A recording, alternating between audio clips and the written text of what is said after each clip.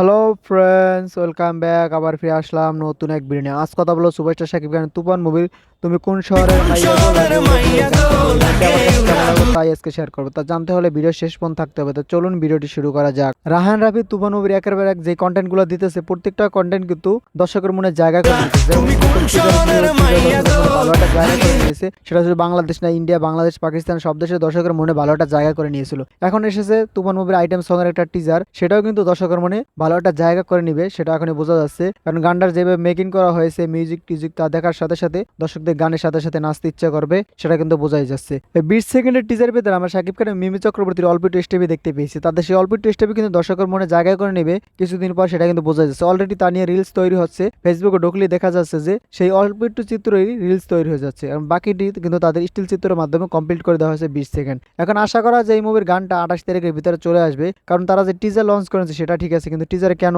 এই মুভির ডেটটা আর কি রিলিজ করা হয়নি, মুভির ডেট এবং এই গানটা কবে আসতে চলেছে সেটা কেন রিলিজ করা হয়নি? কারণ টিজার দিয়ে তো এটাই বোঝানো হয় যে মুভির গানটা কখন আসতে চলেছে, সেটা বোঝানোর জন্যই তো টিজার দেওয়া হয়, মানে পূর্ব আভাস দেওয়া হয় যে গানটা কেমন হতে চলেছে, তার অল্প একটু ঝলক দেখানো হয়। কিন্তু এই মুভির গানের ঝলক তো আমরা দেখে ফেললাম, কিন্তু গানটা ভালো হবে সেটাও বুঝতে পারলাম, কিন্তু গানটা কবে রিলিজ পাবে সেই ডেটটা কিন্তু দেওয়া হয়নি।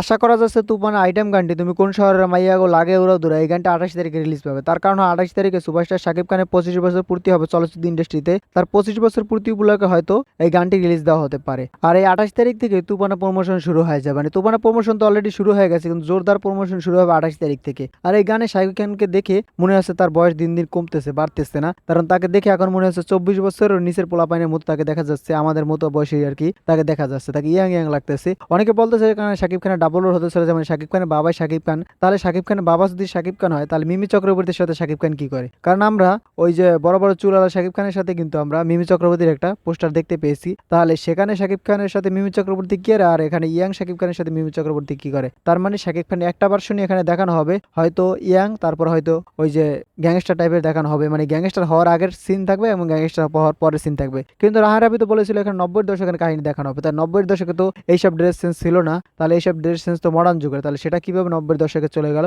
সেটা এখন আমরা হয়তো মুভি দেখার পরেই বুঝতে পারবো। টিজারটা আমার কাছে ওভারঅল ভালোই লেগেছে, আপনাদের কাছে কেমন লাগলো অবশ্যই আপনারা কমেন্টে জানিয়ে যাবেন। আর ভিডিওটা ভালো লাগলে বেশি বেশি করে শেয়ার করবেন যাতে সবাই ভিডিওটা দেখতে পারে। ভিডিও শেষ পর্যন্ত থাকার জন্য অসংখ্য ধন্যবাদ। টেল দেন টেক কেয়ার, দেখা হবে নেক্সট কোনো ভিডিওতে। ততক্ষণ ভালো থাকুন, সুস্থ থাকুন, বাই বাই।